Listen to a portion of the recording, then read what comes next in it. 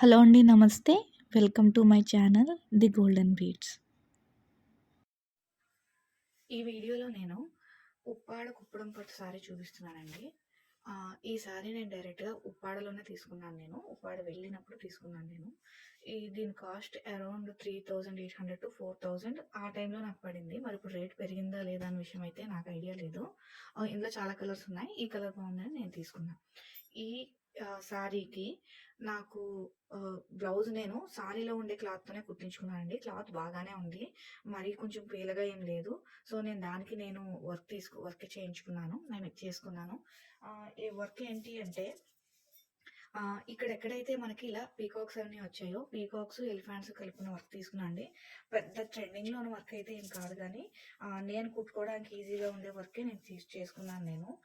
ఈ వర్క్ ఎలా చేశాను, దానికి సంబంధించిన ట్యూటోరియల్ వీడియోస్ అన్నీ నాకు నా ఛానల్లో స్టార్టింగ్లో ఉంటాయి.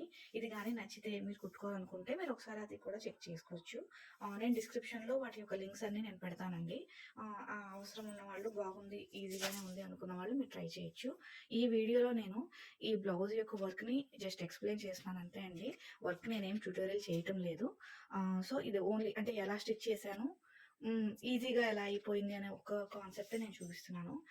ఫస్ట్ కమింగ్ టు ఈ బార్డర్కి వచ్చేసరికి చాలా ఈజీ అండి. లాంగ్ అండ్ షార్ట్ స్టిచ్ నేర్చుకుంటే కనుక ఈ వర్క్ అంతా చాలా ఈజీగా చేసేయచ్చు.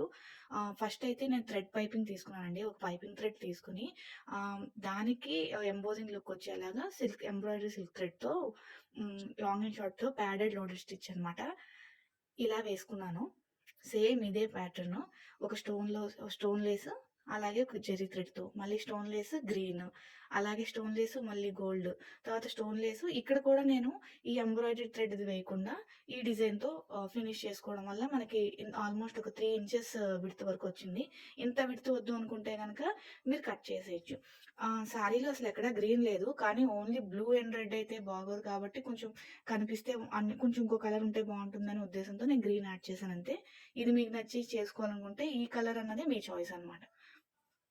అలాగే ఇందులో ఒక పీకాక్, అలాగే ఎలిఫెంట్, ఈ రెండు కుట్టుకున్నానండి. చాలా ఈజీ, అంతా చైన్ స్టిచ్చే.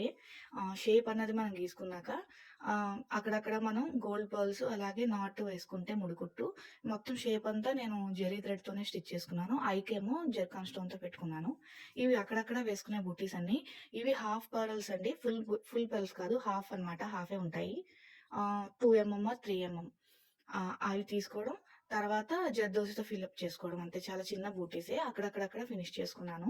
ఇవి కాసులు తెలిసినవే. అవి కొంచెం మంచి క్వాలిటీ తీసుకున్నానండి. ఇది స్టిచ్ చేసి చాలా రోజులైంది. వాష్ చేసినా కూడా నాకేం కలర్ ఫేడ్ అవ్వలేదు, స్ట్రాంగ్గా కూడా ఉన్నాయి. ఇది చైన్స్లో దొరికింది, అంటే కాసుల పేరు మాల్లా దొరికింది. అందులోంచి నేను కట్ చేసుకుని ఎన్ని కావస్తాయి అన్ని నేను ఇలా స్టిచ్ చేసుకున్నాను. అన్నీ కుట్టుకున్నానండి, అక్కడ అతికింపు అన్నది ఏం లేదు, టోటల్ అంతా కుట్టుకోవడమే. మీకు ఎలిఫెంట్ కావాలంటే as it is same elephant కుట్టుకోవచ్చు. ఇంకొక ఎలిఫెంట్ కూడా ఎలా ఉంటుంది అన్నది ట్యూటోరియల్లో ఉంది. 2 ఎలిఫెంట్స్ అన్నవి మన చాయిసెస్ ఉన్నాయి. అలాగే పికాక్లో కూడా ఒక పికాక్ కాకుండా 2 పికాక్స్ అనమాట. అంటే ఇక్కడ ఫెదర్స్ అన్నది సింగిల్గా వచ్చేలాగా, కొంచెం గ్రాండ్గా వచ్చేలా 2 పికాక్స్ అన్న నా ఛానల్లో ఉన్నాయి. ఇదొక పికాక్, అదొక పికాక్. ఏది మనకి నచ్చితే అది స్టిచ్ చేసుకోవచ్చు. ఇంకా బాగున్నవి దొరికిస్తే అవి ఇంకా బెస్ట్ అనమాట. లెగ్స్కి ఏమో నేను ఇలా హ్యాంగింగ్ పర్ల్స్ యూస్ చేశాను నేను. హ్యాండ్స్కి వచ్చేసరికి ప్లెయినే పెట్టుకున్నానండి, ఎక్కువ బుటీస్ వేసుకోలేదు. తర్వాత అనిపించింది హ్యాండ్స్ కూడా అక్కడక్కడ బుటీస్ ఉంటే బాగున్నాయి అనిపించిందండి. తర్వాత అంటే కుట్టేసిన తర్వాత ఇంకా అంతా అయిపోయిన తర్వాత ఇంకా నేను కుట్టలేను కాబట్టి ఇలా వదిలేసాను. బట్ ఎక్కడైతే ఏవైతే హ్యాండ్స్ దగ్గర మనం ఇలాంటి బ్లౌజెస్ దగ్గర వేసుకున్నామో ఈ బుటీసే అక్కడక్కడ స్ప్రెడ్ చేసుకుంటే ఇంకా బాగుండేది. బట్ నేను ఆ టైంకి ఇదంతా కుట్టేసరికి ఓపిక సరిపోక ఇంక చాలే అని చెప్పి వదిలేసాను. ఇదేమో పాలిస్టర్ క్లాత్ అండి, కొంచెం షైనింగ్గా ఉంటుందని స్టిచ్ చేశాను. సేమ్ కలర్ క్లాత్ నాకు పట్టులో తీసుకుంటే అంతలా నాకు అనిపించలేదు. సో ఇది పాలిస్టర్, అందుకే కొంచెం షైనింగ్గా ఉంటుంది. మనం నెక్ దగ్గర అయితే ఏ బార్డర్ వేసుకున్నామో సేమ్ అదే బార్డర్, కొంచెం చిన్నగా అనమాట, ఎక్కువ పెద్ద బార్డర్ వేయలేదు. చిన్న బార్డర్ వేసి అక్కడైతే ఏ పికాక్ స్టిచ్ చేసామో అదే పికాక్ అండి. ఇది ప్యాచ్ అండి, ఇది కుట్టింది కాదు, ఇది రెడీమేడ్ ప్యాచ్. ఆ టైంలో నాకు దొరకలేదు, మ్యాచింగ్ బాగుంది కదా అని కుట్టేసాను నేను అంతే. సో సేమ్ పికాక్ హ్యాండ్స్ కూడా, 2 హ్యాండ్స్కి. ఫ్రంట్ నెక్ వచ్చేసరికి నేను ఇంకా పికాక్స్ అన్ని చాలా వేసాను కాబట్టి ఇంకేం వేయలేదండి, చాలా ప్లెయిన్గా కుట్టుకున్నాను. ఒకవేళ ఈ పికాక్స్ అలాగే ఎలిఫాంట్స్ ఏమి వద్దనుకున్నా కూడా ఇలా కూడా కుట్టుకోవచ్చు. బావుంది. నాకు కుట్టిన తర్వాత నచ్చింది. సేమ్ డిజైన్ ఉంది కాబట్టి ఇంకో బ్లౌజ్‌కి మళ్ళీ కుట్టలేదనమాట. ఇదైతే ఇలా కుట్టుకున్నా కూడా బావుంటుంది. ఓన్లీ కాసుల పేరు వర్క్ లాగా. అంతా చాలా ఈజీ అండి. మెటీరియల్ కూడా ఎక్కువ అవ్వదు. ఒక పైపింగ్ థ్రెడ్, జెర్రీ థ్రెడ్, ఒక 2 కలర్ ఎంబ్రాయిడరీ థ్రెడ్స్, ఒక కాసుల పేరు, స్టోన్ లేస్ అంతే. నా ఎస్టిమేషన్ ప్రకారం ఒక 200-300లో మనకి మెటీరియల్ అంతా వచ్చేస్తుంది. కుట్టడానికి శ్రమ తప్ప మెటీరియల్‌కైతే పెద్ద ఏం కాస్ట్ అవ్వదు. ఓవరాల్‌గా బ్లౌజ్ ఇదే అండి. ఆహ్, నేను స్టిచ్ చేసుకున్నది. నేను స్టిచ్ చేసుకున్న బ్లౌజెస్ అన్నీ కలిపి ఒక వీడియో ఉందండి. చాలా పెద్ద వీడియో అది. అది చూసే ఓపిక ఉండక కొన్ని కొన్ని స్కిప్ అయిపోతున్నాయి కాబట్టి నేను విడివిడిగా ఒక్కొక్క బ్లౌజ్ ఎక్స్‌ప్లెయిన్ చేస్తున్నాను.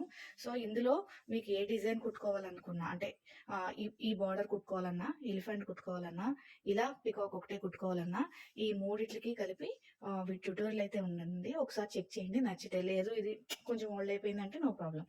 సో, ఇది నేను చేయించుకున్న బ్లౌజు. స్టిచ్చింగ్ కుట్టాను గానీ మార్కింగ్ ఫస్ట్‌లో చేశాననమాట. సరిగ్గా కుదరక కొంచెం ఇక్కడ కొంచెం ముక్కలో అతుకొచ్చిందనమాట. మిగిలినవన్నీ ఓకే. సో, ఇదే ఫ్రెండ్స్ మీకు నచ్చితే తప్పకుండా లైక్ చేసి, షేర్ చేసి, సబ్స్క్రైబ్ చేసి ఎంకరేజ్ చేయండి. Thank you.